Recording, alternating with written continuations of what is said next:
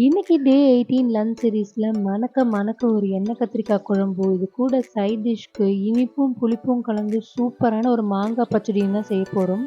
First ஒரு பேன்ல கொஞ்சமா எண்ணெய் ஆட் பண்ணிக்கோங்க. எண்ணெய் சூடானதும் நம்ம கட் பண்ணி வச்சிருக்க 2 பெரிய வெங்காயத்த இது கூட ஆட் பண்ணி நல்லா வதக்கிக்கலாம். வெங்காயம் ஒரு அளவுக்கு வதங்கினதுக்கு அப்புறமா இது கூட கட் பண்ணி வச்சிருக்க 2 தக்காளி ஆட் பண்ணிக்கலாம். இப்போ இதில் ஒரு துண்டு இஞ்சியும் ஒரு 5 பல் பூண்டும் ஆட் பண்ணி அதை நல்லா வதக்கிக்கலாம்.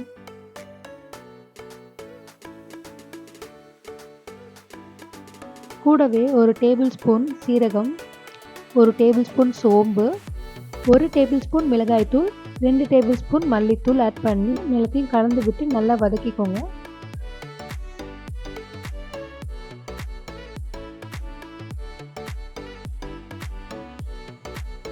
இப்போ இதை மூடி போட்டு ஒரு 2 மினிட்ஸ் குக் பண்ணிக்கலாம். இப்போ எண்ணெய் கத்திரிக்காய் குழம்புக்கு நான் கத்திரிக்காவை காம்பு எடுத்துட்டு எக்ஸ் மாதிரி 4 கட் பண்ணி எடுத்துக்கிறேன். இந்த மாதிரி எல்லா கத்திரிக்காயும் கட் பண்ணி எடுத்துக்கலாம். நம்ம வதக்கி வச்சுருந்த வெங்காயம் தக்காளிலாம் ரொம்ப சாஃப்ட் ஆகிடுச்சு. இப்போ நம்ம கட் பண்ணி வச்சுருக்க கத்திரிக்காவை எண்ணெயில் வதக்கிக்கலாம்.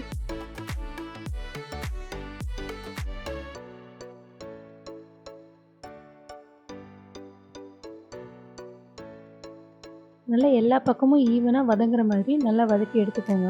இப்போ நம்ம வதக்கி வச்சுருந்த மசாலா நல்லா ஆறிடுச்சு. அதை ஒரு மிக்ஸி ஜாரில் மாற்றிட்டு கூடவே கொஞ்சம் தேங்காவை ஆட் பண்ணி நல்லா ஃபைன் பேஸ்ட்டாக அரைச்சி எடுத்துக்கலாம். இப்போ குழம்பு ரெடி பண்ணுறதுக்காக ஒரு வடச்சட்டியில் கொஞ்சமாக எண்ணெய் ஊற்றி சூடானதும் அதில் கடுகு, சீரகம், வெந்தயம் போட்டு பொரியட்டும். இப்போ அதில் ஒரு கொத்து கருவேப்பிலையும் ஆட் பண்ணிக்கிறேன்.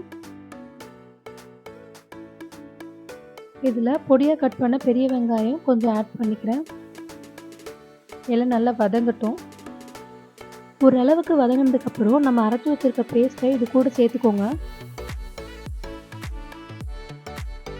நல்லா கலந்து விட்டு இதுக்கு தேவையான அளவு உப்பு ஆட் பண்ணிக்கலாம். இப்போ தேவையான அளவு தண்ணி ஊற்றி ஓரளவுக்கு நல்லா கொதிக்க வைங்க. நல்லா கொதிச்சு வரும்போது இதில் புளித்தண்ணி ஆட் பண்ணி நம்ம வதக்கி வச்சுருக்க கத்திரிக்காயும் உள்ளே போட்டு நல்லா கொதிக்க வைக்கலாம். கத்திரிக்காயை கடைசியாக சேர்த்தா போதும், ஏன்னா நம்ம ஆல்ரெடி வதக்கி வச்சுக்கிறதுலேயே கத்திரிக்காய் வெந்திருக்கும். குழம்பு ரெடியானதும் கடைசியாக ஒரு கைப்பிடி கொத்தமல்லி போட்டு நல்லா கலந்து விட்டுக்கலாம். அவ்வளோதான். இப்போ எடுத்து சர்வ் பண்ணிங்கன்னா அவ்வளோ அட்டகாசமான ஒரு எண்ணெய் கத்திரிக்காய் ரெடி ஆகிடும். இதுக்கு ஒரு சைட் டிஷ்ஷாக நான் இன்றைக்கி மாங்காய் பச்சடி செஞ்சுருக்கேன்.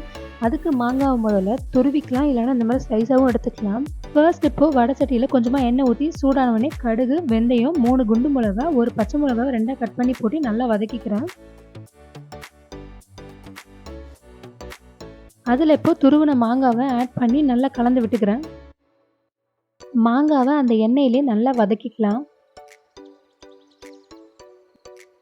மாங்காய் நல்லா வதங்கினதுக்கப்புறம் அதுக்கு தேவையான அளவு தண்ணி ஊற்றிக்கலாம்.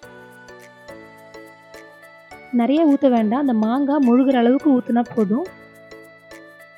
நல்லா ஊற்றி மாங்காய் வேக விடுங்க. மாங்காய் ஒரு அளவுக்கு இப்போ 80% குக் ஆகி வெந்ததுக்கப்புறமா அதில் நீங்கள் ஒரு 2-3 ஸ்பூன் நீங்கள் நாட்டு சர்க்கரையோ இல்லை வெல்லமோ ஏதோ ஒரு ஸ்வீட்னர் ஆட் பண்ணிக்கலாம்.